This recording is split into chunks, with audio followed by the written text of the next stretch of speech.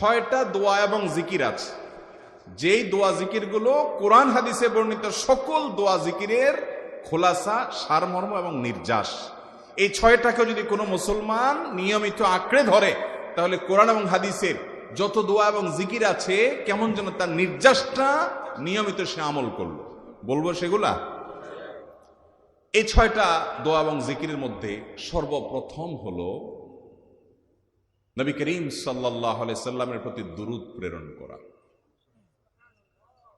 নবীজি সাল্লাল্লাহু আলাইহি সাল্লামের প্রতি দুরূদ প্রেরণ করার আমল এরকম আমল, আপনি যদি সারা দিনে শুধুমাত্র নবীজির প্রতি দুরূদ প্রেরণ করার আমলটাই জিকির হিসাবে সবচেয়ে বেশি করেন, দোয়া হিসাবে যদি এটাই আপনি সারাদিন করতে থাকেন, তো আপনার জন্য যথেষ্ট হবে, আল্লাহর কাছে আর কিছু না চাইলেও চলবে।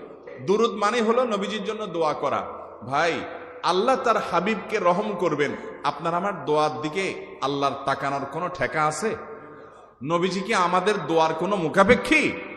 কিন্তু আমরা তার জন্য দোয়া করলে ওই চান্সে আল্লাহ তাআলা আমাদের প্রতি অনুগ্রহ করবেন। একবার না, আপনি নবীজির প্রতি একবার রহমতের দোয়া করবেন, একবার দুরূদ পাঠ করবেন।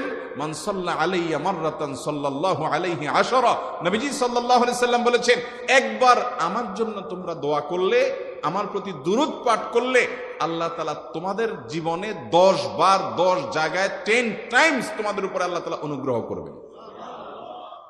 আপনি টেরও পাবেন না কত জায়গায় আল্লাহ অনুগ্রহ করেছেন। আল্লাহ বাঁচাই দিয়েছেন, একটুর জন্য শেষ হয়ে যান নাই। ওই যে দুরূদ পড়ছেন, আল্লাহ তাআলা রক্ষা করছে, আপনি খবরও নাই।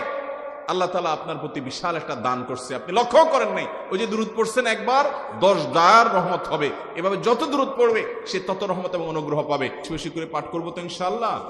সবচেয়ে শ্রেষ্ঠ দুরূদ, সবচেয়ে উত্তম দুরূদ হলো দুরূদ ইব্রাহিম, যেটা নামাজে পড়েন।